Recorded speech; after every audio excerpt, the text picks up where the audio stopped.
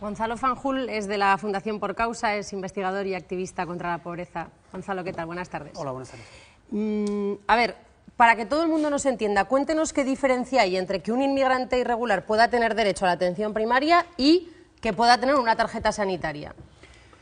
Bueno, no está claro porque el ministro no ha explicado exactamente qué consecuencias tiene esto, pero básicamente el Real Decreto de 2012 reconocía la atención en urgencias, la atención básica para todos los inmigrantes, y lo que hace, con muy buen criterio en mi opinión, es trasladar esa atención que antes se daba en urgencias con un coste que multiplicaba, digamos, el de la atención primaria, trasladarla a los ambulatorios.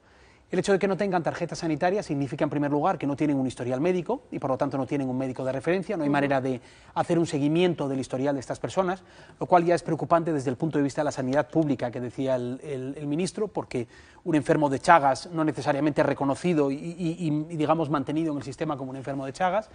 En segundo lugar, no va a haber tratamiento para enfermedades como el cáncer, por ejemplo, no va a haber acceso a medicamentos que son costosos pero que garantizan la sanidad de los inmigrantes.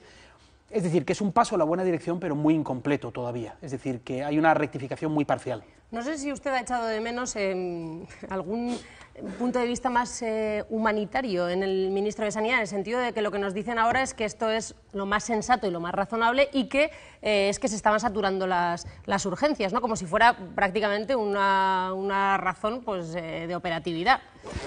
Bueno, yo creo que es una manera de no reconocer que han cometido un error muy serio, un error que nunca justificaron, nunca hubo números para esta decisión, y yo creo que se han dado cuenta del error que han cometido, lo están haciendo de una manera que, digamos, que tape un poco las vergüenzas. El tono del ministro era casi veterinario, la salud pública, es decir, no hay ningún tipo de empatía, de humanidad. No hay un reconocimiento de lo que constituye el problema fundamental en este asunto, y es que se rompe el derecho universal a la salud en España, y se rompe de una manera trágica, no justificada, y abrimos un agujero precisamente con la población que es más vulnerable en nuestro país. Esta medida que se ha anunciado hoy cambia considerablemente la situación de los inmigrantes, o verdaderamente todavía queda mucho por hacer. Es que depende, porque yo no creo que esto resuelva el caos administrativo que se ha producido. En la Comunidad de Madrid, hace pocas semanas se conocía la noticia de que 3.000 niños, que supuestamente están reconocidos por la ley, digamos, con acceso a plena natalidad, no fueron hijos de familias inmigrantes, no han recibido la tarjeta sanitaria por el caos administrativo. Dependiendo del hospital al que vayas, te presentan la factura, te la ponen sobre la mesa o no te la presentan, o te niegan la atención o no te la niegan. En 10 comunidades autónomas no se ha aplicado de manera completa el Real Decreto del Gobierno. Esto es un caos absoluto, y un caos en materia de sanidad es un caos muy peligroso, aparte de una inmoralidad, ¿no? Entonces, yo creo que es muy difícil, o por lo menos no ha dado los detalles, que ese caos se vaya a corregir con esta rectificación parcial.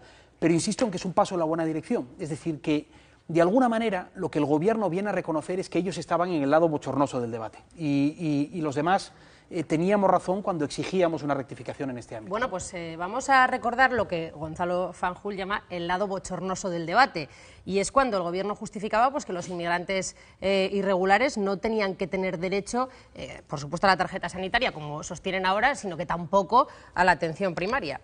Hemeroteca. Frente a lo que ocurría hasta ahora, los ciudadanos que vienen a España están ahora en igualdad de condiciones ante la sanidad que los españoles cuando viajamos al extranjero. Tanto yo creo que los españoles lo entienden y además es una medida razonable y es lo que se hace en todos los demás países, y lo que no puede ser España es un coladero, que cuando decimos la sanidad es universal en España no es para el universo mundo, es para los españoles y los que viven aquí. Por tanto, se trata de evitar los abusos. Toda la demás casuística va a estar cubierta. Fíjese las cosas curiosas que pasaban en España. Un parado de larga duración se quedaba sin la asistencia sanitaria y la seguridad social. Esto era lo que ocurría antes. Y un alemán que venía aquí y se empadronaba tenía derecho a la tarjeta sanitaria. Y además, si iba a Alemania, se operaba allí y teníamos que pagarle. Porque, en fin, viene aquí y aunque no tenga regularizada su situación en España, aunque no se encuentre en una situación legal, aunque no tenga ningún permiso de residencia, no pague impuestos en España, no pague absolutamente nada, puede disfrutar gratuitamente de ese sistema que todos los demás estamos pagando. Eso es una situación de fraude. Señor Fanjul. le parece? Yo creo que España tiene un problema grave de turismo sanitario, tenía un problema grave de turismo sanitario, pero es el turismo sanitario de quienes comparten una casa de veraneo en la Costa del Sol y vienen de Alemania, de Francia, de Inglaterra. Era un problema fundamentalmente de organización administrativa dentro de la Unión Europea que se está tratando de corregir, y se está tratando de corregir por buenas razones. Los inmigrantes irregulares no tienen nada que ver con el problema de turismo sanitario que se plantean en estas declaraciones. Nadie viene de África, cruza el estrecho, arriesga su vida, se endeuda de por vida para operarse la papada, que es lo que sugiere el Gobierno con este tipo de declaraciones, ¿no? Por eso yo creo que este es el ejemplo exacto de un debate público mal informado. No había memoria económica para el Real Decreto, nunca se justificó adecuadamente esta medida, nunca se explicó a los españoles cuánto se ahorraba, teniendo en cuenta que se incrementaban los riesgos de salud pública, se incrementaba el coste del tratamiento en urgencias. Es decir, que de nuevo, es una buena rectificación, una rectificación, en mi opinión, muy incompleta. ¿Usted cree que este tipo de discursos que hemos escuchado ahora son eficaces para que la opinión pública pues diga eso? Sí, al inmigrante que no tiene derechos, nada. ¿Usted cree que esto es eficaz? Esa es la buena noticia, que no han sido eficaces. La buena noticia es que en España, a diferencia de otros países, no ha habido una contestación xenófoba a la crisis y, de hecho, los españoles, en su mayoría, desaprueban esta medida.